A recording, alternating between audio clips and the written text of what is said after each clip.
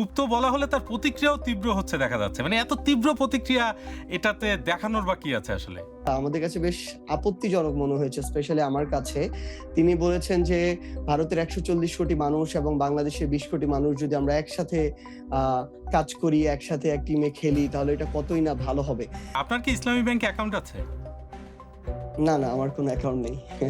মানে একটা জিনিসের আ শতভাগ যদি সত্য না হয়, তার ভাষ্য অনুযায়ী অসত্য যদি হয়, তাহলে আসলে এটা আমার মনে হয় তার এভাবে দায়িত্বশীল জায়গা থেকে স্টেটমেন্ট দেওয়া উচিত না। কারণ আমরা পরবর্তীতে দেখেছি তার যে তথ্যটি সেটা সঠিক নয়।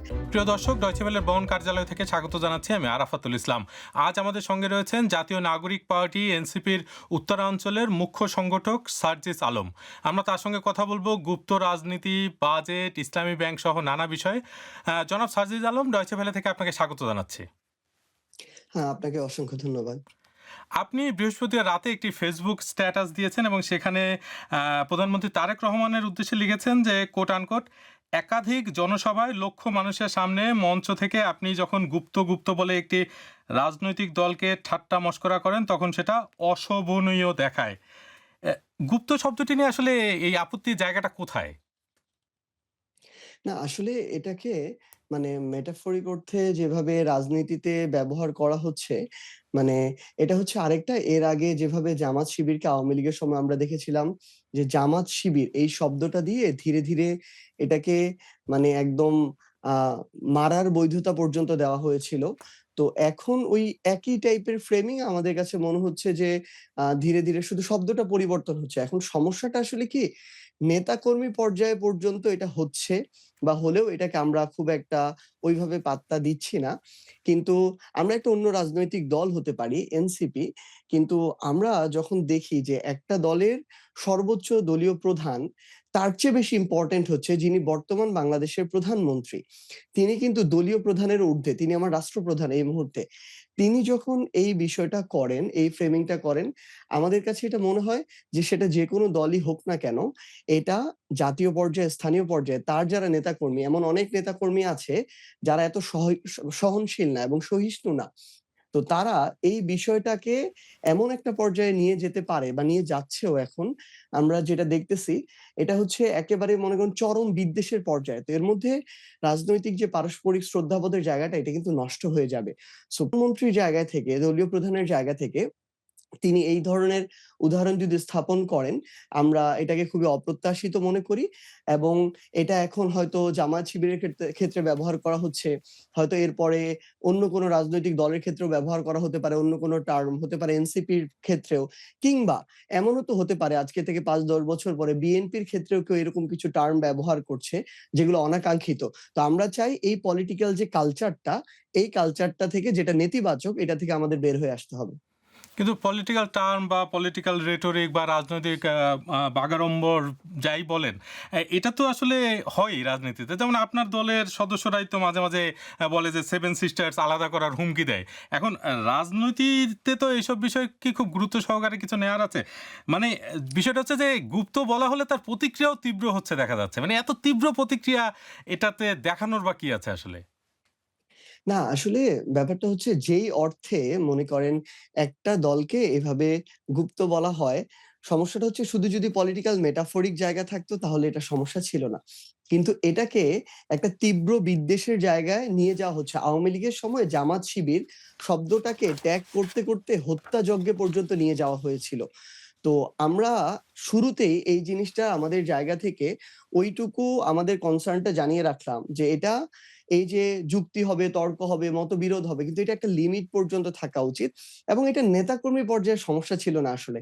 তো আমরা ধরেন যেই ধরনের নেতিবাচক ট্যাগিং গুলো, ফ্রেমিং গুলো শেখ হাসিনার জায়গা থেকে আমরা শুনেছি, তীব্র প্রতিহিংসা দেখেছি যা তার নেতাকর্মীদের মধ্যেও ছড়িয়ে গিয়েছিল। আমরা তো একই আরেকটা জিনিস একজন সাফারার প্রধানমন্ত্রী যিনি ১৭ বছর দেশে থাকতে পারেন নাই, তার থেকে আমরা শুনতে চাই না। ওই জায়গা থেকে এটা বলা। আর আপনি যেটা বললেন যে আমাদের কেউ বলেছে সেভেন সিস্টার্স আলাদা করে দিবে, কথাটা এমন ছিল না। কথাটা ছিল যে কেউ যদি বাংলাদেশকে অস্থিতিশীল করতে চায়, তাহলে সেভেন সিস্টার্সও অস্থিতিশীল হয়ে উঠবে।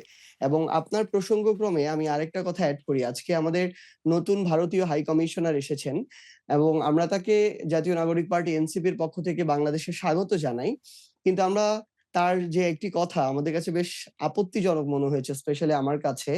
তিনি বলেছেন যে ভারতের ১৪০ কোটি মানুষ এবং বাংলাদেশের ২০ কোটি মানুষ যদি আমরা একসাথে আ কাজ করি, একসাথে এক টিমে খেলি, তাহলে এটা কতই না ভালো হবে।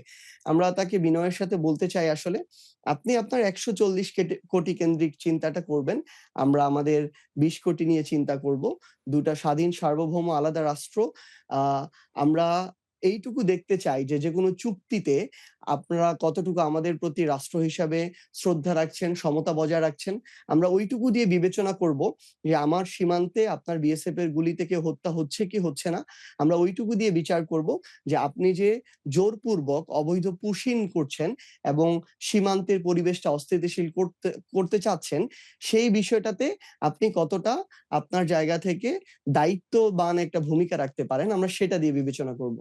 কিন্তু তার যে বক্তব্যের কথা আপনি বলছেন, আমিও দেখলাম এই বক্তব্য এবং সামনের দিনে এই বক্তব্য নিয়ে আমরা আরো আলোচনা করব। কিন্তু তিনি কি ঠিক এইভাবে বলছেন যে মানে ১৪০ কোটি এবং ২০ কোটিকে মিলিয়ে দেওয়ার এই জায়গাটা বোধহয় আসলে স্পষ্ট নয়। কারণ একেক ধরনের পত্রিকা একেক রকমের ভাবে তার এই কোডটাকে ব্যবহার করছে। আর আরেকটা বিষয় হচ্ছে যে ভারতের কিছু জায়গায় তো উদ্বেগ রয়েছেই, যে বাংলাদেশে যখন সংখ্যালঘুদের উপর নির্যাতন হচ্ছে, সংখ্যালঘুদের হত্যার ঘটনা ঘটছে, তখন তো তারা উদ্বেগ প্রকাশ করছে। তারা পাশাপাশি আরেকটা বিষয় যেটা হয়েছে যে ভারতের যে জায়গাটা, যে তারা বলতে চাচ্ছে যে প্রচুর বাংলাদেশী সেখানে অবৈধভাবে, তো অবৈধ শব্দটা এখানে প্রযোজ্য না, আসলে অনিয়মিত অনুপ্রবেশ করছে এবং এর ফলে তাদের মানে তাদের যে স্বার্থ সংশ্লিষ্ট ব্যাপার আছে সেটা ক্ষতিগ্রস্ত হচ্ছে। তো এই উদ্বেগগুলো তো আসলে ভারতে রয়েছে, বিশেষ করে পশ্চিমবঙ্গের রাজনীতিতে তো এটা আমরা পরিষ্কারভাবে দেখতেই পাচ্ছি, যার প্রভাব সর্বশেষ মানে নির্বাচনেও পড়েছে। তো এক্ষেত্রে বাংলাদেশেরও তো দায়িত্ব রয়েছে না, যে তার নাগরিক কেন অন্য দেশে এভাবে অনিয়মিতভাবে চলে যাচ্ছে। না, এখানে আপনি ২ টা বিষয় বলেছেন। প্রথমত হচ্ছে ভারতের অধিকাংশ রাজ্যে, স্পেশালি পশ্চিমবঙ্গে, তারা যেই জিনিসটা বেশি করে তারা মনে করে বাংলাদেশেও হয়তো ওইটা বেশি হয়। ধরেন, ভারতে আমরা নির্বাচন পরবর্তী সময়ে ভারতের বর্তমান মুখ্যমন্ত্রীর ধর্মকেন্দ্রিক যেই ধরনের তীব্র ধর্মবিদ্বেষ দেখেছি, এটা আমাদেরকে খুবই আশাহত করে। তিনি বাংলাদেশে ধর্মীয় এই যে যেভাবে তারা ফ্রেমিং করে, ভারতীয় তথাকথিত মিডিয়া, এগুলোকে আমরা মিডিয়া বলতে চাই না। এগুলো হচ্ছে তাদের প্রোপাগান্ডা সেল আসলে। তো এই প্রোপাগান্ডা সেলগুলো কিংবা এখানে নামকাওয়াস্তে কিছু মানুষ যারা সো কল্ড অ্যাঙ্কর, তারা তাদের জায়গা থেকে যেভাবে রংচং মাখিয়ে শুধু পিআর এর আশায় মানে মিথ্যা ফ্রেমিং গুলো করে নিউজ গুলোকে, তো সেটা খুবই হতাশাজনক। বাংলাদেশে আপনি সাম্প্রদায়িক তারা যেভাবে ট্যাগিং করার বা ফ্রেমিং করার চেষ্টা করে যে সমস্যাগুলো হয়, হত্যা হয়, এই ধরনের কিছু বাংলাদেশে হয় না। এবং যদি ২-১ টা এক্সেপশনাল ঘটনা ঘটে থাকে, এটা খুবই সামান্য। এটা 0.1% এরও নিচে হবে, আপনি দেখবেন। এখানে ধরেন কোন কিন্তু একজন বাংলাদেশের সংবাদ হিন্দু মাধ্যমে কিন্তু আমি প্রচারিত হয় যে সংখ্যালঘুদের উপরে নির্যাতন বাংলাদেশে হচ্ছে। যেমন এই যে দীপুচন্দ্র দাস হত্যাকাণ্ডের, এটা তো আমরা মানে সারা দুনিয়াতেই আমরা দেখেছি এটা নিয়ে নানা রকমের প্রতিক্রিয়া হচ্ছে। তো ফলে আপনি যেভাবে বলছেন যে হয় না, সেটা কি আসলে আবার আপনার কাছে না, মনে না, হয় না আমি যে একটু আসলে শেষ অনেক তথ্য করি। মানে আসছে না, না আমি একটু পুরোপুরি শেষ আপনার করি। আমি বক্তব্যে? বলছি এরকম কয়েকটা এরকম ঘটনা ঘটেছে, যেই ঘটনাগুলো অনাকাঙ্ক্ষিত এবং আমরা ইভেন আপনি যদি দল হিসেবে দেখেন এনসিপি বলেন, ধর্ম হিসেবে একজন মুসলিম বলেন, বাংলাদেশের যারা আপামর মুসলিম আছে তারাও কখনো এটাকে সমর্থন করে না, যেই প্রক্রিয়ায় এই ঘটনাটা ঘটেছে। এবং এই ধরনের ঘটনা যে ২-১ টা যেগুলো দেখা যায়, এগুলো আসলে পলিটিক্যাল জায়গা থেকে না, ধর্মভিত্তিক জায়গা থেকেও না। বরং আমরা যদি মাঠ পর্যায়ে যখন খবরটা নেই, আমরা দেখি যে এখানে ধর্মীয় হয়তো কিছু কটূক্তি হয়েছে, এই কেন্দ্রিক আমরা কিছু আ একটা গোষ্ঠী বা ছোট একটা মহলের জায়গা থেকে ওই নির্দিষ্ট এরিয়ায় আমরা উগ্র আচরণ দেখতে পাই। আমরা কিন্তু এটাকে সমর্থন করছি না, প্রমোটও করছি না। আরেকটা জিনিস হয় যেটা, পারিবারিক অনেক দ্বন্দ্ব থাকে, সামাজিক দ্বন্দ্ব থাকে, জমি-জমা রিলেটেড প্রচুর বিরোধ থাকে এখন বাংলাদেশে। এখন এইরকম ঘটনা তো মুসলমানের মধ্যেও হয়, হিন্দুর মধ্যেও হয়। তো এই রিলেটেড ঘটনাটাকে ওইভাবে ফ্রেমিং করার সুযোগ নেই, যেই ঘটনাগুলো পশ্চিমবঙ্গে ঘটছে। আপনি দেখেন পশ্চিমবঙ্গের মুখ্যমন্ত্রী নির্বাচনের পূর্ববর্তী সময় এবং পরবর্তী সময়ে যেইভাবে তীব্র মুসলিম বিদ্বেষ ছড়িয়েছে, যেভাবে মসজিদ ভাঙা হয়েছে, মাদ্রাসা ভাঙা হয়েছে এবং যেভাবে হামলা, আক্রমণ, জ্বালা জ্বালাও পোড়াও, ভাঙচুর, আগুন জ্বালানো হয়েছে, এটা তো একটা সভ্য দেশে, একটা সভ্য সমাজে এটা কোনোদিন হতে পারে না। সো আমরা ওই জিনিসটা বলছি যে বাংলাদেশে এই জিনিসটা তাদের ওইখানে যেভাবে হচ্ছে সেভাবে বাংলাদেশে হচ্ছে না। আরেকটা জিনিস আপনি আপনার জায়গা থেকে কিন্তু ধরেন পরবর্তীতে আপনি যে ভারতের জিনিসটা তুলনা না করে যে আপনার নিজের দেশে যেটা হচ্ছে, যতটুকু হুম, হুম, হচ্ছে হুম। ততটুকু বন্ধে আসলে আপনি উদ্যোগটা কোথায় দেখছেন আরকি? হ্যাঁ, অবশ্যই এনসিপি আপনি দেখেন, আপনি মাত্র যে ঘটনাটা বললেন, এটা এবং এরকম প্রায় ৩ টি ঘটনা। এরপরে একটা মাজারে আমরা দেখেছি একজন মানুষকে কিভাবে হামলা করা হলো এবং হত্যা করা হলো। তো আমরা কিন্তু এগুলোতে উদ্বেগ জানিয়েছি। জাতীয় নাগরিক পার্টি এনসিপির জায়গা থেকে অফিসিয়ালি প্রেস রিলিজ পর্যন্ত দেয়া হয়েছে। এবং আমরা এটা কোনোভাবেই সমর্থন করি না। মাজারে গিয়ে হামলা হবে, ভাঙচুর হবে কিংবা কোনো একজন শুধুমাত্র কেউ একটা কটূক্তি করেছে আরেক ধর্মের কোনো একটা বিষয় নিয়ে, এই বলে সবাই আইনটা নিজের হাতে তুলে নিয়ে তাকে খুন করে ফেলবে, এটা হতে পারে না। এর ফলশ্রুতিতে আমাদের সমাজে রাষ্ট্রে একটা নৈরাজ্য তৈরি হতে পারে। এইজন্য তো আমরা আহ্বান জানাচ্ছি। আমরা সরকারকে বলছি, আমাদের মাননীয় স্বরাষ্ট্রমন্ত্রী আমরা তাকে বলছি যে তার তো এইদিকে ফোকাস দিতে হবে। আমরা যেটা দেখছি যে তার ফোকাসগুলো আসলে বিভিন্ন মন্ত্রণালয় কেন্দ্রিক হওয়ার কারণে তিনি আইন শৃঙ্খলার জায়গাটাতে প্রত্যাশা অনুযায়ী ফোকাসটা দিতে পারছেন না। ফলশ্রুতিতে এই ধরনের আমরা ঘটনা দেখেছি। দেখেন, আমরা টিআইবি রিপোর্টে দেখলাম প্রায় ৬০০ টি বিগত ৪ মাসে ৬০০ টি খুনের আমরা ঘটনা দেখলাম। তাহলে এইখানে আইনের শাসন প্রতিষ্ঠায় আমাদের বর্তমান সরকারকে তো কঠোর পদক্ষেপ নিতে হবে। সেই জায়গায় যদি কখনো এনসিপি তাদের সহযোগিতা না করে, তখন আমরা সেটার জন্য দায়বদ্ধ হতে পারি। আরেকটি বিষয় একটু আপনার কাছে জানতে চাই যে মানে আপনার যে ফেসবুক স্ট্যাটাসে আরেকটা জায়গায় রয়েছে যে ঋণখেলাপি নন এমন বিরোধী দলীয় সংসদ সদস্যদের কথা উঠতেই প্রধানমন্ত্রী তাদেরকে কোট আনকোট জমিদার বলেছেন এবং আপনি সেটারও সমালোচনা করেছেন। তো নির্বাচনের আগে থেকেই বিএনপি ঋণখেলাপি প্রার্থীদের নিয়ে আলোচনা হচ্ছে এবং আমি নিজেও একটি সাক্ষাৎকার নিয়েছিলাম জনাব তারেক রহমানের এবং সেখানে তিনি বলেছিলেন যে আসলে গত ১৭ বছরে তার দলের সদস্যদেরকে ব্যবসা করতে দেওয়া হয়নি এবং নানাভাবে বাধা দেওয়া হয়েছে, ফলে এরকম একটা পরিস্থিতিতে তারা পড়েছে যে তারা ঋণ নিয়ে সেটা শোধ করতে পারেনি এবং নানা রকমের মানে জটিলতা তাদের হয়েছে, ফলে বিষয়টা ইচ্ছাকৃত নয় তিনি বলছেন। কিন্তু আমার প্রশ্ন হচ্ছে যে রাজনৈতিক দল হিসেবে এনসিপি এবং জোট হিসেবে জামায়াত, এনসিপি সহ ১১ দলীয় জোট, এই যে বিএনপির এত এত ঋণখেলাপি প্রার্থী ছিল সেটা তো নির্বাচনের আগেই দেখা যাচ্ছিল, নানা রকম প্রতিবেদন প্রকাশ হচ্ছিল, তারপরে আপনারা তাদের বিরুদ্ধে কার্যকর কিছু করতে পারলেন না কেন? আমরা আমাদের জায়গা থেকে আইনগত পদক্ষেপ নেয়া, রাজপথে বলা, রাজনৈতিক কর্মসূচিতে বলা, নির্বাচন পূর্ববর্তী জনসভায় বলা থেকে শুরু করে নির্বাচন পরবর্তী যে ১ম অধিবেশন ছিল, সেখানে আমার পার্টির আহ্বায়ক, যিনি বর্তমানে বিরোধী দলীয় চিফ হুইপ জনাব নাহিদ ইসলাম, তিনি পর্যন্ত এটা সংসদে এনেছেন। এখন নির্বাচন পূর্ববর্তী সময়ে নির্বাচন কমিশন যদি তাদের জায়গা থেকে ওই তাদের যতটুকু ক্ষমতার জায়গা কিংবা তাদের পরিধির জায়গা, আইনের শাসনের জায়গা, তারা যদি ওইটুকু মেইনটেইন করত, তাহলে দেখেন দেবিদ্বারে কুমিল্লার ওইখানে যিনি আগে তাদের এমপি ছিলেন মঞ্জু, তার ঋণখেলাপির কারণে তার যে মনোনয়নটা সেটা বাতিল হয়।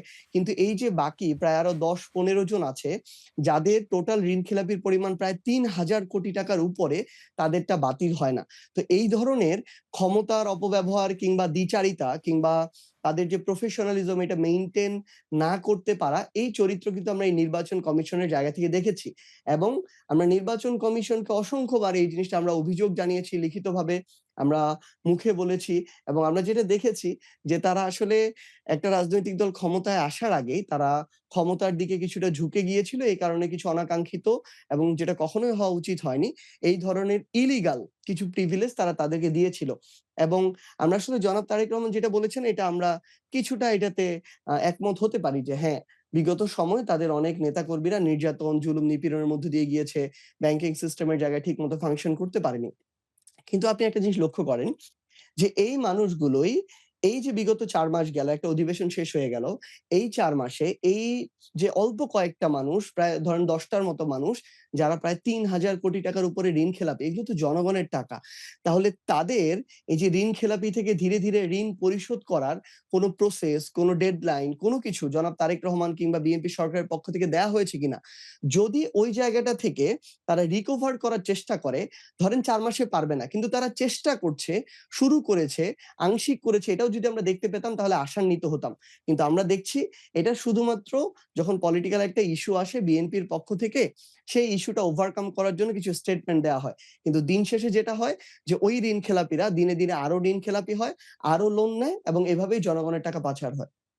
কিন্তু এই যে ধরেন জুলাই গণঅভ্যুত্থান, যে রক্তাক্ত গণঅভ্যুত্থান, শত, শত প্রাণ সেখানে গেছে এবং তারপরে ১৮ মাস পর আপনারা একটা নির্বাচন আয়োজন করা হলো। একটা অন্তর্বর্তী সরকার সেই আয়োজন করেছে। তো আপনার কাছে কি মনে হচ্ছে এই নির্বাচনটা তাহলে কি হয়েছে? মানে এই নির্বাচনে আপনি একটু আগে বললেন যে নির্বাচন কমিশন আগে আগে থেকেই বাড়তি সুযোগ সুবিধা দিয়েছে বিএনপিকে। বিএনপি যে প্রার্থীদের আসলে আইন অনুযায়ী যাদের মনোনয়ন বাতিল হওয়া উচিত ছিল তাদের মনোনয়ন বাতিল হয়নি। তো নির্বাচনটা তাহলে শেষমেশ কিরকম হলো? নির্বাচন আমরা যেভাবে স্বচ্ছ, সুষ্ঠু, জবাবদিহিতামূলক একটা নির্বাচন, নিরপেক্ষ একটা নির্বাচন প্রত্যাশা করেছিলাম, আমাদের প্রত্যাশা অনুযায়ী হয়নি। হয়তো আমাদের প্রত্যাশা যদি ১০ ছিল, হয়তো সেটা ৭ হয়েছে বা ৮ হয়েছে, এরকম হয়েছে। তো ব্যাপারটা হচ্ছে মানে একটা স্ট্যান্ডার্ড যতটুকু হওয়া দরকার আমরা ভেবেছিলাম তার কাছাকাছি হবে। কিন্তু ২ টা জায়গায় সমস্যা হয়েছে। এটা হচ্ছে আসলে দীর্ঘ সময়ের আমাদের যে মনস্তাত্ত্বিক একটা সমস্যার মধ্য দিয়ে গিয়েছি, একটা আমরা কলুষিত কালচারের মধ্য দিয়ে গেছি, পলিটিক্যাল কালচার, ইলেকটোরাল কালচার, এটার একটা প্রতিফলন ঘটেছে। আমরা নির্বাচন কমিশনে যারা বর্তমান কমিশনার রয়েছে, তাদেরকেও আমরা বিভিন্ন কথায়, বিভিন্ন সিদ্ধান্তে ওই বিএনপি ক্ষমতায় আসতে পারে এটা মাথায় রেখে তাদেরকে কথা বলতে দেখেছি, সিদ্ধান্ত নিতে দেখেছি। না হলে শাপলা এটা মার্কা হিসেবে এনসিপির পেতে বা শাপলা কলি শেষ পর্যন্ত দিলেও এই পুরো প্রসেসে তারা আমাদেরকে যতটা হ্যারাস করেছে, বেগ পেতে হয়েছে এবং আমাদের যতটা সময় নষ্ট করেছে এটা কোনটাই কাম্য ছিল না। কিন্তু কিন্তু এর ফলে আমরা তো মনে আপনাদের করেছি প্রতীকটা নিয়ে অনেক প্রচার হয়েছে। আপনার দলেরই একজন সদস্য তো বলেছেন যে, এই শাপলা থেকে শাপলাকলি এটা নিয়ে যে এত বিতর্ক, এত আলোচনা, এত সমালোচনা, এর ফলে আপনার দলের জন্য সুবিধা হয়েছে না? আপনার দল মানে বিনা পয়সায় বেশ খানিকটা প্রচার পেয়ে গেছে। না, না সেটা তো একটা ভিন্ন বিষয়। ধরেন আমরা প্রতীকটা যদি না পেতাম তাহলে কিন্তু আমাদের একটা নতুন প্রতীক নিয়ে এই ফাইটটাতে যেতে হতো এবং যতক্ষণ পর্যন্ত না আমরা প্রতীকটা পাচ্ছি ততদিন আমরা কিন্তু মাঠ পর্যায়ে আমাদের এই প্রতীকের প্রচার প্রসার করতে পারিনি। আমরা কিন্তু অন্তত ২ মাস আগে প্রতীকটা পেতে পারতাম এবং আমরা মনে করি এই তরুণ প্রজন্মের পুরো দেশে সব জেলা উপজেলা আমাদের সাথে যেভাবে কানেক্টেড ২ মাসে আমরা এর চেয়েও বেশি প্রচার করে ফেলতে পারতাম। সো ওইটা একটা ধরেন আমাদেরকে ওই উপজাত হিসেবে একটা প্রচারণা পেয়েছি হয়তো। কিন্তু দিন শেষে আমাদেরকে একটা আ বিশাল একটা মানসিক ধরেন আ ফাইটের মধ্য দিয়ে যেতে হয়েছে এবং তারপরও তারা শাপলা কলি দিয়েছে ওই জায়গায়ও আমাদেরকে মনস্তাত্ত্বিকভাবে একটু দুর্বল রাখার জন্য। তো এই পুরো প্রসেসটা তাছাড়া মাঠ পর্যায়ে দেখবেন ধরেন আমার আসনের ক্ষেত্রে আমি দেখেছি প্রশাসনে কিংবা বিভিন্ন জায়গায় আমি যখন নির্বাচনের আচরণবিধি ভঙ্গের অভিযোগ দিতাম সেই জিনিসটা নির্বাচন কমিশন থেকে যখন এটা শাপলা-কলির তখন এটা সমাধান হতে বেশ দেরি হতো। ধরেন অন্তত ৭ দিন লাগতো। এই ৭ দিনে ওই আরেক পক্ষ তাদের সুবিধাগুলো নিয়ে নিত। যখন এটা বিএনপির ধানের শীষের হতো ১ দিনের মধ্যে ফলাফল পাওয়া যেত। সো এই ধরনের কিছু যেটাকে আপনি সরাসরি ইলিগাল বলতে পারবেন না। কিন্তু তারা একটা ফেভার ধরেন 50-50 যে জায়গাটা হওয়া দরকার ছিল 60-40 বা এরকম একটা ফেভার তারা ধানের শীষকে বা বিএনপিতে দিয়েছে এবং নির্বাচনে ওইটুকু ফেভার অনেক বড়। কারণ আপনি দেখবেন যে ১ থেকে ১০,০০০ ভোটের ডিফারেন্সে অন্তত ৩০ টা আসনে নির্ধারণ হয়েছে যে কারা জয়ী, কারা পরাজিত। কিন্তু এই যে আপনি যে এই অভিযোগগুলা করছেন, এই অভিযোগগুলা আপনারা করার পরও এই নির্বাচনের ফলাফল আপনাদের মেনে নেয়ার কারণ কি? মানে ওরকম কোনো শক্ত না প্রতিবাদও তো আপনাদের মধ্যে থেকে দেখা যায়নি। না, আমরা আমাদের জায়গা থেকে প্রতিবাদ করেছি, স্টেটমেন্ট দিয়েছি এবং আ যেই জিনিসটা হচ্ছে কি আসলে আমি তো আপনাকে বললাম যে আমরা একেবারে যে ধরেন ১৪, ১৮, ২৪ এর যে নির্বাচন সেটার সাথে আবার এটাকে তুলনা করব না। এখানে যে প্রভাবটা খাটানো হয়েছে বা ক্ষমতার দিকে একটু ঝুঁকে পড়ার প্রশাসনের কিংবা নির্বাচন কমিশনের যে চরিত্রটা আমরা দেখতে পেয়েছি, এটা হচ্ছে ধরেন 50 থেকে ওই 40-60 হয়ে গিয়েছে। এখন এটাতে আমরা যদি আ ওই মুহূর্তে আমাদের একটা সিদ্ধান্তের জায়গা, আলোচনার জায়গা ছিল যে আমরা নির্বাচন না মানলে এটা বরং একটা আরো অস্থিতিশীলতার দিকে যাওয়ার সম্ভাবনা তৈরি হয়। যারা ফ্যাসিবাদী ছিল তাদের জায়গা থেকে এটাকে একটা সুযোগ হিসেবে ব্যবহার করা কিংবা আমাদের দেশে, দেশের বাইরে এমন অনেক স্টেক হোল্ডার এখন আছে যারা আমাদের এখানে একটা অস্থিতিশীলতা ঘটিয়ে তাদের স্বার্থ উদ্ধার করতে চায় কিংবা একটা পক্ষকে জিম্মি করে অধিক সুবিধা দিয়ে বাংলাদেশের উপরে তাদের যে নিয়ন্ত্রণটা, এই নিয়ন্ত্রণটা আরো মানে বেশি হারে এটা প্রতিষ্ঠিত করতে চায়। সো সামগ্রিকভাবে দেশের স্থিতিশীলতার জন্য বলেন কিংবা আমাদের দেশের অর্থনীতি বা আমরা যখন বিজনেসম্যানদের সাথে কথা হয় বিভিন্ন সময় তারাও একটা সাফারিংস এর জায়গায় আছে। তো আমাদের কাছে অন্তত এই জায়গাটুকু থেকে দেশের স্থিতিশীলতা, সামগ্রিক নির্বাচনিক পরিস্থিতি, পরিবেশ সবকিছু বিচার বিবেচনা করে আমরা এইটুকু প্রত্যাশা করছি যে এই নির্বাচন যেটা ছিল এটা আমরা তাহলে এই নির্বাচনটাকে মেনে নিয়ে আমরা পরের ধাপে যাচ্ছি এবং আমরা ইতিমধ্যে নির্বাচন কমিশন এবং বর্তমান সরকারকে বলেছি যে স্থানীয় নির্বাচনে আমরা যদি একই চিত্র দেখি তাহলে যদি কোনো ধরনের অনাকাঙ্ক্ষিত পরিবেশ হয় এটার জন্য আপনারাই দায়ী থাকবেন। কিন্তু এই যে আপনাদের মানে যে জুলাই গণ অভ্যুত্থান, যে অভ্যুত্থানের মধ্য দিয়ে একটা পরিবর্তন, একটা সংস্কার, নানা কিছুর একটা সম্ভাবনা তৈরি হয়েছে। আমরা অন্তর্বর্তী সরকারের সময় দেখেছি ১৮ মাস ধরে নানা রকম আলোচনা হয়েছে, ঐক্যমত্য কমিশন করে সেই কমিশন জুলাই সনদ তৈরি করেছে। তো এত কিছুর পর আপনারা যেটা বললেন যে একটা স্থিতিশীলতার জন্য আপনারা মেনে নিলেন এবং সেই মেনে নেওয়ার পরও তো আপনার সেই জুলাই সনদ কোথায়? মানে এখন তো আর জুলাই সনদ নিয়ে আলাপই হয় না। একটা গণভোট হলো, সেখানে প্রায় ৭০% মানুষ সংস্কারের পক্ষে ভোট দিয়েছে। সেটার কোনো বাস্তবায়ন নাই। তো আসলে পরিবর্তনটা কি হলো? এতগুলো মানুষের যে প্রাণ গেল, আপনারা এত ঝুঁকি নিয়ে আন্দোলন করলেন, তার ফলাফল কি? না এটা আসলে শুধু আপনার না, আমার না, এটা আমাদের সবার আক্ষেপের জায়গা। যারা আসলে একটা পরিবর্তনের আশায় দলমত নির্বিশেষে রাস্তায় নেমেছিল, এমন আমরা অনেক বাবাকে দেখেছি স্কুল পড়ুয়া সন্তানকে সাথে নিয়ে রাস্তায় নেমে এসেছে। আমরা এমন স্কুল কলেজ পড়ুয়া আমরা স্টুডেন্টকে দেখেছি নিজের বাবা-মাকে সাথে নিয়ে রাজপথে নেমে এসেছিল। তো দিন শেষে আসলে খুবই দুঃখজনক কি আমাদের রাজনৈতিক দলগুলো আমরা যখন ক্ষমতার কাছাকাছি যাই, তখন আমরা ওই ক্ষমতাটা কতটা সার্বভৌম হবে, কুক্ষিগত করা যায়, আ কিভাবে নিজের যতটুকু আদায় করে নেয়া যায়, আ অনেকে হয়তো লুটপাট থেকে শুরু করে পাচার, অর্থ পাচার যা কিছু করা যায় মানে ব্যক্তি স্বার্থকেন্দ্রিক এই চিন্তাটা আমাদের উপরে বেশি জেঁকে বসে এবং আমরা অন্তর্বর্তীকালীন সরকার থেকে শুরু করে এই সময়ে তখন হয়তো একটু কম ছিল। এখন এটা আবার তীব্রতর হচ্ছে যে কিভাবে নিজেদের দলীয় লোকদেরকে দিয়ে সবকিছু নিয়ন্ত্রণে নেয়া যায়। আ কারণ দলীয় লোকদের যখন থাকে তখন তাদের ওই আনুগত্যটা থাকে।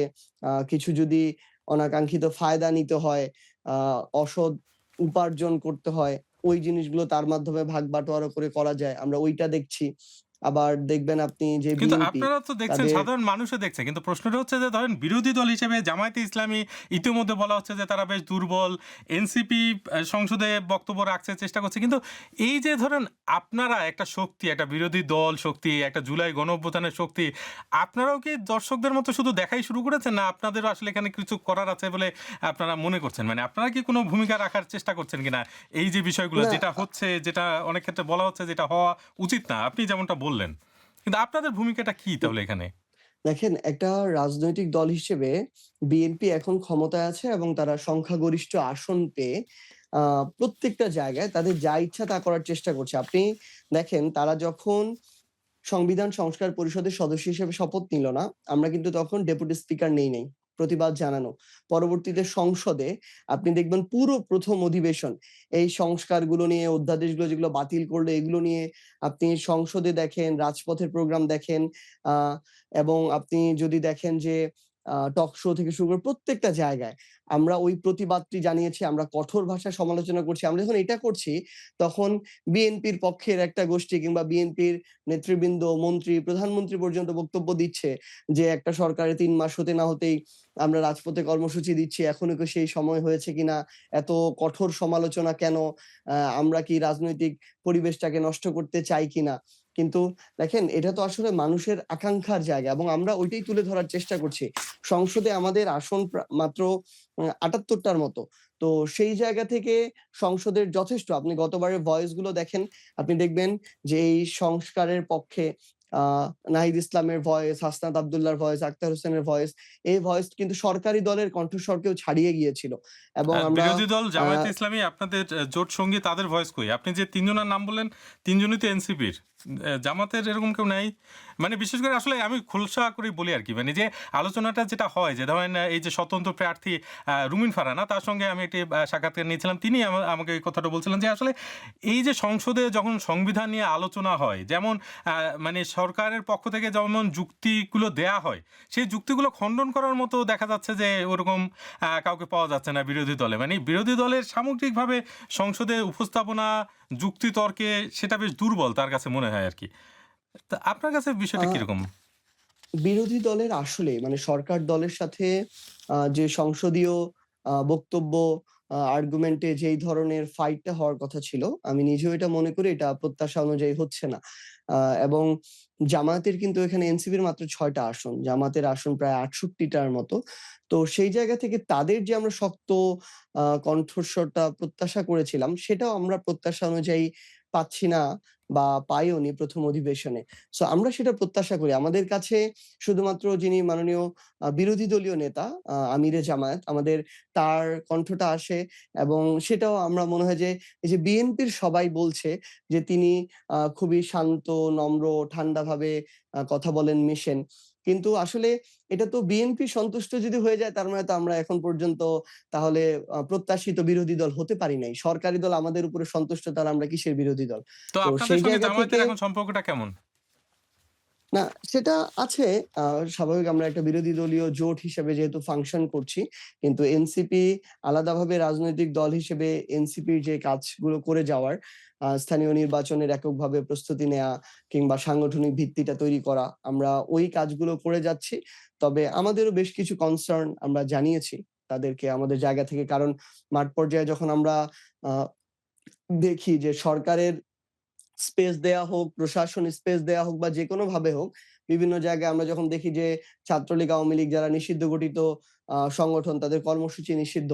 আমরা যখন তাদের কর্মসূচি বা উৎপাত দেখতে পাই, সেখানে আমরা মাঝে, মাঝে আবার মাঠ পর্যায়ে দেখবেন যে বিএনপি, ছাত্রদল, যুবদল কিংবা আমাদের এনসিপির বিভিন্ন নেতাকর্মী তাদের একটা শক্ত প্রতিরোধ আপনি দেখতে পাবেন। কিন্তু সেখানে জামায়াত বা শিবির তাদের ওই মাঠ পর্যায়ের মানে মুখোমুখি যে শক্ত প্রতিরোধটা ওটা তুলনামূলক আমাদের কম চোখে পড়ে এবং আমরা প্রত্যাশা করব আমি আপনার এটার মাধ্যমেই বলতে চাই যে সংসদেও তাদের ভয়েস গুলো তারা আগে বিরোধী দলীয় জোট ছিল একসাথে দীর্ঘ সময় ২৯-৩০ বছর। তো সেই জায়গাটা থেকে সেই মনস্তত্ত্ব থেকে সরে আসতে হবে। এখন তারা সরকার দল সংখ্যাগরিষ্ঠ আসন নিয়ে যা ইচ্ছা তাই করছে, করার চেষ্টা করছে। বিরোধী দলকে সরকারি দলের চেয়েও তাদের কণ্ঠস্বর থেকে শুরু করে প্রতিবাদ, যুক্তি, তর্ক এটা আরো বেশি ক্ষুরধার হতে হবে। আরেকটি বিষয় আপনার সাথে একটু আসি যেটা নিয়ে বেশ আলোচনা হচ্ছে। আপনার কি ইসলামী ব্যাংকে অ্যাকাউন্ট আছে? না, না আমার কোনো অ্যাকাউন্ট নেই। এই প্রশ্নটা এজন্য করছি যে ইতিমধ্যে সংবাদ মাধ্যমে চলে আসছে যে ৪,০০০ কোটি টাকার বেশি এই ইসলামী ব্যাংক থেকে তুলে নিয়েছেন গ্রাহকরা এবং আরো অনেকের মনে এই প্রশ্ন হুম। যে ইসলামী ব্যাংক থেকে টাকা তুলে নিবে কিনা? মানে আমি নিজেও মাঝে, মাঝে ফোন পাই যে আপনারা কি বলেন? ইসলামী ব্যাংক থেকে কি টাকা আ আ মানে তুলে নেওয়া উচিত কিনা? আপনি কি এরকম ফোন পান কিনা? এবং এক্ষেত্রে আপনার মতামতটা কি? আ আমার আসলে মতামতটা কি মানে আমি কাউকে এটা তো বলা যৌক্তিক হতে পারে না যে আপনি টাকা তুলে নেন বা টাকা রাখেন। এটা তো আমি কাউকে বলতে পারি না। কিন্তু আমি এইটুকু প্রত্যাশা করি যেই ব্যাংক বাংলাদেশে ধরেন মানুষ যদি ১৭-১৮ কোটি হয়, এখানে ভোটার ধরেন ১০ কোটির মতো, সেখানে প্রায় ৩ কোটি মানুষ একটা ব্যাংকের গ্রাহক। এটাকে শুধু দলীয় আ যে চোখ, সেই চোখ দিয়ে দেখলে হবে না। এখানে দেশের যে রেমিটেন্স এর উপর আমার দেশ দাঁড়িয়ে, তার 33% রেমিটেন্স এই ব্যাংকের মধ্য দিয়ে আসে।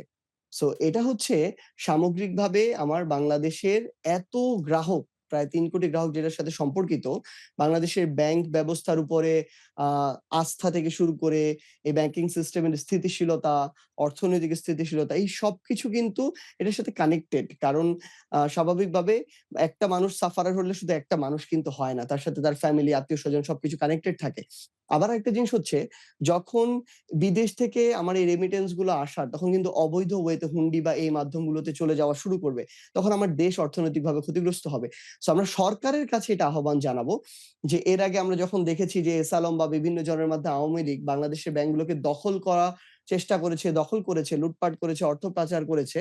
আমরা এটা বিএনপির পক্ষ থেকে দেখতে চাই না যে এস আলম হোক, অন্য কেউ হোক, কারো মাধ্যমে এই ব্যাংকিং সিস্টেম বা ব্যাংকগুলোকে দলীয় ব্যাংক হবে। ধরেন একসময় আওয়ামী লীগের ছিল, হয়তো জামাতের ছিল, এখন বিএনপির হইতে হবে। এই প্রতিযোগিতা থেকে বের হয়ে আসতে হবে। বরং সেখানে পরিচালনা পর্ষদ থেকে শুরু করে প্রত্যেকটা জায়গায় যেন আমরা ওই গভর্নেন্সটা এস্টাবলিশ করতে পারি, আ গুড গভর্নেন্সটা এবং এখানে যেন দিন শেষে গ্রাহক সে যেই দলেরই হোক না কেন, তারা যেন ওইটুকু আস্থা রাখতে পারে।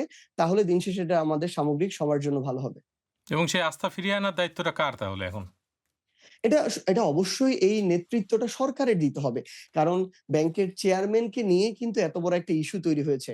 সো যেই ব্যাংকের চেয়ারম্যানের বিরুদ্ধে এর আগের এত এলিগেশন, যাকে বাংলাদেশ ব্যাংকের ডেপুটি গভর্নর থেকে এভাবে বের করে দেওয়া হয়েছে অভ্যুত্থানের পরবর্তী সময়ে তার দুর্নীতির জন্য, অপকর্মের জন্য, তাকে যদি আমি সুপারিশের ভিত্তিতে হোক কিংবা কোনো লিগ লবিং এর ভিত্তিতে হোক, একটা ইসলামী ব্যাংকের মতো ব্যাংকের আমি চেয়ারম্যান বানিয়ে দিই, এটা তো খুবই অনাকাঙ্ক্ষিত। সো এই দায়িত্বটা অবশ্যই সরকার হিসেবে বিএনপিকে নিতে হবে। আমরা একটি জরিপ করেছিলাম ইউটিউবে।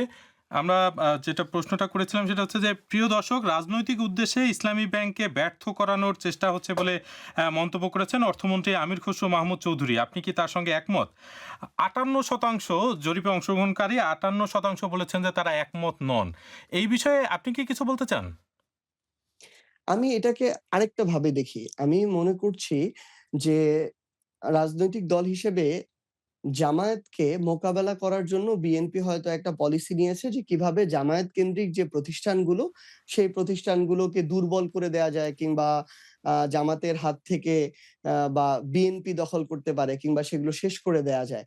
আ এটারই একটা এক্সাম্পল হচ্ছে ইসলামী ব্যাংকের ক্ষেত্রে যেটা হয়েছে এবং সর্বশেষ আদ্দিন হসপিটালের ক্ষেত্রে যেটা হয়েছে। সেখানে যে ঘটনাটা হয়েছে একদমই অনাকাঙ্ক্ষিত, কোনোভাবেই মেনে নেওয়ার মতো নয়। সেটার শাস্তি হওয়া উচিত, ক্ষতিপূরণ দেওয়া উচিত, সেটার দায়িত্ব নিতে হবে। আ কিন্তু এটার জন্য হসপিটাল লাইসেন্স বাতিল করে দেয়া, বন্ধ করে দেয়া, এটা কোনোভাবেই কাম্য নয়। কারণ যদি এটাই হতো, তাহলে এই যে ধরেন ৬০০ হত্যাকাণ্ড হলো, এটার জন্য কি স্বরাষ্ট্র মন্ত্রণালয়ের মন্ত্রীকে এখান থেকে বাতিল করে দেয়া হবে? মানে পদত্যাগ করানো হবে, বাধ্য করা হবে? কিংবা প্রতিনিয়ত বাংলাদেশের গলাকাটা কিছু প্রাইভেট হসপিটাল আছে, ১ম সারির একেবারে, যারা ওই আইসিইউতে একজন মৃত মানুষকে, কয়েকদিন আগে আমরা একটা নিউজ দেখলাম, ১ম সারির যে ৩ টা হসপিটাল তার মধ্যে একটা প্রাইভেট, যেগুলো মৃত একটা মানুষকে ৩ দিন ধরে আইসিইউতে রেখে দিয়েছে শুধুমাত্র বিল নেয়ার জন্য। তো এই ধরনের প্রতিনিয়ত, ইভেন সারা দেশে মনে করেন এই অবহেলায় আ ধরেন প্রত্যেকদিন ৫ টা ১০ টা এরকম ধরনের মৃত্যু আমরা দেখতে পাই। তো এই দায়গুলো নিয়ে বর্তমান স্বাস্থ্যমন্ত্রী পদত্যাগ করবে কিনা এই প্রশ্নটা এসে যায়। সো আমরা যেটা প্রত্যাশা করি যে দিন শেষে এই যে প্রতিষ্ঠানগুলো যেগুলো দেশের মানুষের সেবার জন্য প্রয়োজন হচ্ছে, আপনি সেগুলোকে কোনো দলের হওয়ার প্রয়োজন নেই। সেগুলোকে একটা রেগুলেশন এর মধ্য দিয়ে নিয়ে আসেন। আবার একই সাথে সেটাকে নিজের দলের কর্তৃত্বে আনা লাগবে। যেমনভাবে বর্তমানে বাংলাদেশের মিডিয়া হাউস গুলোতে বিএনপি কর্তৃত্ব নেওয়ার চেষ্টা করছে। প্রত্যেকটা হাউসের হেড অব নিউজ কিংবা দেখবেন এডিটর কিংবা হেড অব মাল্টিমিডিয়া, তারা তাদের দলীয় লোক বসানোর জন্য যা করা দরকার নগ্নভাবে তাই করছে। সো আমরা চাই এটা থেকে যেন বিএনপি বের হয়ে আসে। কিন্তু এই যে ইসলামী ব্যাংককে রাজনৈতিকভাবে ব্যবহারের অভিযোগও তো আসছে। যেমন স্বরাষ্ট্রমন্ত্রী সালাউদ্দিন আহমদ তিনি নিজেই তো সংসদে বলেছেন যে, মানে এই নির্বাচনী বৈতরণী পার হওয়ার জন্য নির্বাচনের আগে পরে হাজার, হাজার কোটি টাকা এই ব্যাংক থেকে মানে তোলা হয়েছে এবং সেটা কাজে লাগানোর চেষ্টা করা হয়েছে। তো এই বিষয়টা আপনি কিভাবে দেখছেন? এটা তো একটা মানে আপ সুনির্দিষ্ট অভিযোগ স্বরাষ্ট্রমন্ত্রীর কাছ থেকে, এবং সংসদে তিনি এটা বলছেন। স্বরাষ্ট্রমন্ত্রী যে অভিযোগ দিয়েছেন, পরবর্তীতে আমরা ইসলামী ব্যাংকের একটা স্টেটমেন্টে দেখেছি ওই সংশ্লিষ্ট আ অথরিটি থেকে যে উনার যে স্টেটমেন্টটা, এই তথ্যটা সঠিক নয় এবং আমরাও আমাদের জায়গা থেকে যাচাই করেছি, যেটা নিয়ে আমরা গতকালকে টক শোতেও কথা বলেছি যে তার স্টেটমেন্টটা সঠিক নয় আসলে। হয়তো আমরা জানি না। আমরা আসলে প্রত্যাশা করি যে আমার দেশের স্বরাষ্ট্রমন্ত্রী, অন্যতম গুরুত্বমন্ত্রী, তিনি কোনো ব্যক্তির, গোষ্ঠীর কিংবা দেশ-বিদেশের কারো আ এজেন্সি তিনি বাস্তবায়ন করবেন না এবং সেটা ক্যারি করবেন না। তো তিনি যেভাবে সংসদে দাঁড়িয়ে আমরা দেখলাম একটা প্রতিষ্ঠানকে, নাবিল গ্রুপ, সেটাকে নিয়ে তিনি যেভাবে বলেছেন, তারা আবার এটাকে আইনগতভাবে চ্যালেঞ্জ করেছে ওই বক্তব্য এক্সপাঞ্জ করার জন্য, আমরা এটাও দেখলাম। তো মানে একটা জিনিসের আ শতভাগ যদি সত্য না হয়, তার ভাষ্য অনুযায়ী অসত্য যদি হয়, তাহলে আসলে এটা আমার মনে হয় তার এভাবে দায়িত্বশীল জায়গা থেকে স্টেটমেন্ট দেওয়া উচিত না। কারণ আমরা পরবর্তীতে দেখেছি তার যে তথ্যটি সেটা সঠিক নয়। আর আরেকটা জিনিস কি? ধরেন ওইখানে গ্রাহক, আমি ধরে নিলাম জামায়াতপন্থী গ্রাহক আছে। একইভাবে আপনি খোঁজ নিয়ে দেখবেন বিএনপি পন্থী গ্রাহকও আছে। অন্যান্য কোন দল করেন এমনও গ্রাহক আছে। এখন কোন কিন্তু গ্রাহক এই তার জায়গাতে সেখানে জি, আমি বুঝতে পারছি শেষ আপনার করি কথা লাইনটা শুধু। পরিষ্কার। আচ্ছা। কোন গ্রাহক সেখানে তার রাখা আমানতের ধরেন ২, ৪, ৫, ১০ লাখ টাকা ধরেন নির্বাচনকালীন সময়ে তুলে ব্যয় করল। এটার জন্য তো এটাকে ধরেন একটা দল কেন্দ্রিক ফ্রেমিং করা ঠিক হয় না। না, কিন্তু স্বরাষ্ট্রমন্ত্রী যেটা বলেছেন যে আরডিএস একটা ইসলামী ব্যাংকের একটা ফ্ল্যাগশিপ প্রকল্প সেটা নিয়ে। আমি যে জায়গাটাতে জানতে চাচ্ছি যে আপনি যেটা বললেন যে এটা রাজনীতির বাইরের ব্যাপার। কিন্তু আমরা দেখতে পাচ্ছি যে যেই মানে জামায়াতে ইসলামীর কথা আপনি একটু আগেই বলছেন যে নানা ইস্যুতে তাকে আপনারা খুঁজে পাচ্ছেন না বা আপনারা তাকে রাজপথে দেখছেন না। যদিও আপনাদের জোটে রয়েছে জামায়াতে ইসলামী। এই জামায়াতে ইসলামীর নেতা, জামায়াতে ইসলামীর আমির শফিকুর রহমান তিনিই বলছেন যে বিরোধী দলের নেতাকর্মীরা ইসলামী ব্যাংক রক্ষায় মাঠে নামতে প্রস্তুত। তো জামায়াতে ইসলামের এত বাড়তি আগ্রহ কেন ইসলামী ব্যাংক রক্ষা করার জন্য? হয়তো খুব স্বাভাবিকভাবেই এটা তো আমরা দেখি যে ইসলামী ব্যাংকে তাদের আ যারা গ্রাহক আছে এই সংখ্যাটা তাদের বেশি। হয়তোবা এটার সাথে স্বাভাবিকভাবে তাদের এই আমানতের সাথে তাদের পরিবার, তাদের হয়তো বিজনেস, তাদের জীবিকা নির্বাহ এটার অনেক কিছু সংশ্লিষ্টতা রয়েছে। সো সেই জায়গা থেকে এটা হয়তো তাদের কাছে গুরুত্বটা এত বেশি, এই কারণে হয়তো এবং তারা সেই এই গুরুত্ব স্টেটমেন্ট। ধরেন জুলাই জাতীয় সনদ, গণভোটের বাস্তবায়ন এগুলোর চেয়েও বেশি গুরুত্বপূর্ণ ইসলামী ব্যাংককে রক্ষা করা। আপনার কাছে কি মনে হয়? না, ২ টার কম্পেয়ার তো উনিও করেন নাই এবং আমরাও করছি না। ২ টা সম্পূর্ণ ভিন্ন। আ ১ম অধিবেশনে যখন আ এ মানে আলোচনা হচ্ছিল আমাদের জুলাই সনদ অধ্যাদেশ, ওই টাইমেও আমরা আমাদের জায়গা থেকে তাদের তো ভূমিকা দেখেছি এবং আমরা ১১ দলীয় দ আ জোট যখন একসাথে এই জুলাই সনদ গণভোটের রায় বাস্তবায়নের দাবিতে মাঠে প্রোগ্রাম করেছি এবং এখনো করছি। আমরা রাজশাহী বিভাগে বিভাগীয় সমাবেশ করেছি। আগামীকালকে চিটাগং বিভাগে আছে। সো এইটাতেও আমাদের যে অবস্থান এই জায়গাটাও অনড়। কিন্তু একই সাথে আবার ধরেন আরেকটা প্রতিষ্ঠানকে এভাবে আ দলীয় মদদে একদম করায়ত্ত করে নেওয়া হবে, এই জায়গায়ও তো প্রতিবাদ জানানো উচিত।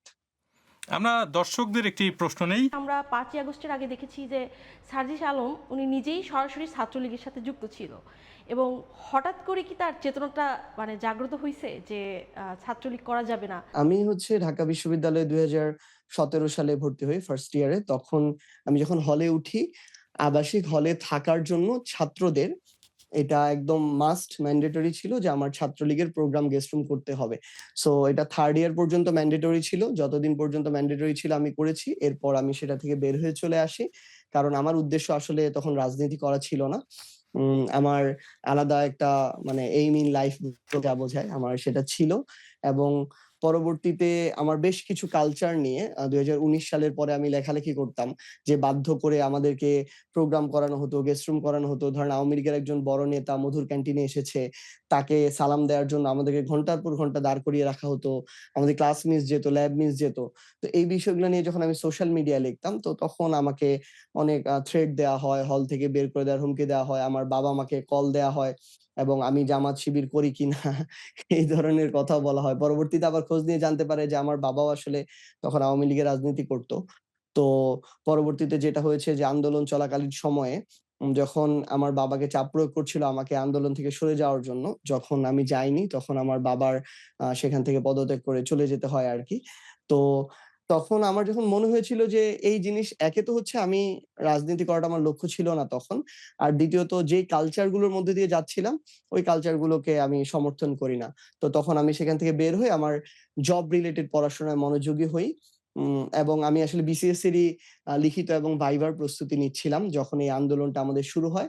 তো যখন ৫৬% কোটা চাপিয়ে দেওয়া হয় সরকারি চাকুরিতে ১ম, ২য় শ্রেণীর চাকুরিতে, তখন আমার কাছে মনে হয়েছিল এর চেয়ে আনফেয়ার কিছু হইতে পারে না। সো আমি এটার জন্য আন্দোলনে নামবো। এতে যদি পরবর্তীতে আমার সরকারি চাকরি না হয় হয়তো আমিও বিদেশে পাড়ি জমাবো। সেই জায়গা থেকেই চলে আসি। সর্বশেষ প্রশ্ন আপনার কাছে যে এই যে জুলাই গণ অভ্যুত্থান, সেই জুলাই গণ অভ্যুত্থান থেকে আপনাদের যে রাজনৈতিক দল এনসিপির জন্ম। তো এই এনসিপি এখন পর্যন্ত কতটা জনগণের প্রত্যাশা পূরণ করতে পেরেছে বলে আপনার কাছে মনে হয়? কারণ প্রত্যাশা তো অনেক দেখাই যাচ্ছে। আর ভবিষ্যতে এনসিপি কোন দিকে যাওয়ার চিন্তা করছে? আ আসলেই প্রত্যাশা অনেক। অভ্যুত্থান পরবর্তী এই প্রত্যাশার পারদ আরো অনেক বেড়ে গিয়েছে। কিন্তু আসলে আমরা এখনো প্রত্যাশা যতটুকু অন্তত পূরণ করা দরকার ততটুকু করতে পারিনি। এনসিপি মাত্র একটা দল হিসেবে আত্মপ্রকাশ করেছে। একটা দল হয়ে দাঁড়াতেও আসলে ৫ থেকে ১০ বছর অন্তত সময় লাগে। আমরা আমাদের সাংগঠনিক ভিত্তিটাকে শক্তিশালী করার চেষ্টা করছি। কারণ দল যত বড় হবে পরিবর্তনে প্রভাব রাখার পরিমাণটা তত বৃদ্ধি পাবে আসলে। তো আমরা সেই চেষ্টাটা করছি। আমরা জেলা উপজেলা কমিটি করেছি। এখন ইউনিয়ন ওয়ার্ড পর্যায়ে কমিটিগুলোর কাজ করছি। আমরা তারপরও এই ছোট পরিসরেও আমরা প্রতিবাদ করছি, আমরা জনগণের কথাগুলো তুলে ধরার চেষ্টা করছি, আমরা শোনার চেষ্টা করছি। কিন্তু দিন শেষে একটা জিনিস কি, আমরা অধিকাংশ জায়গায় দেখেছি খালি আমরা ওই রাজনীতিবিদ, আমলা, আইনশৃঙ্খলা রক্ষাকারী বাহিনী, ব্যবসায়ী সবাইকে তো দোষ দেই বিভিন্ন সময়। কিন্তু আমরা সাধারণ মানুষেরও অনেকের জায়গায়, সবার ক্ষেত্রে না, দেখেছি যখন তাদের দায়িত্বটা আসে তারা তখন আবার ব্যক্তিকেন্দ্রিক সুবিধাভোগী একটা আচরণ অনেক ক্ষেত্রে দেখি। আপনি দেখবেন একটা কাঁচা বাজারের একটা দোকানে তারাও তাদের জায়গা থেকে হঠাৎ করে মানে স্টক করে বা হচ্ছে দাম বাড়িয়ে দিয়ে লাভবান হওয়ার চেষ্টা করে একটা সিন্ডিকেট করে। আমরা ইভেন এটাও দেখি, আমি সবাইকে বলছি না, কিছু, কিছু ক্ষেত্রে দেখি ধরেন একটু কোনো একটা অসুবিধা আছে বা একটা রিক্সা কম পাওয়া যাচ্ছে এই মুহূর্তে উনি ৳২০ বাড়িয়ে দেয় আরকি যেহেতু কম পাওয়া যাচ্ছে। সো আমাদের সবার দায়িত্ব দিন শেষে আমরা এটা তো একটা সিস্টেম। একটা পক্ষ খালি কাজ করে এটা পরিবর্তন করা খুবই কঠিন। আমাদের সবারই একসাথে এই জায়গায় কাজ করতে হবে। এনসিপির জায়গা থেকে আমি এইটুকু বলি, আমাদের ওই চেষ্টাটা আছে, আমরা সক্ষমতা বৃদ্ধির চেষ্টা করছি। আমরা আজীবন আমাদের এই চেষ্টাটুকু করে যাব। আপনাকে অসংখ্য ধন্যবাদ ডয়চে ভেলেকে এই সাক্ষাৎকার দেয়। আপনাকেও অসংখ্য ধন্যবাদ। প্রিয় দর্শক, আগামী সপ্তাহে আমরা আবারও হাজির হব নতুন কোনো অতিথি নিয়ে। সে পর্যন্ত আমাদের সঙ্গে থাকুন। আর ডয়চে ভেলে বাংলা রয়েছে টিকটকে, আমাদের সেখানেও অনুসরণ করতে ভুলবেন না। কথা হবে আবারও। সবাই ভালো থাকুন, সুস্থ থাকুন।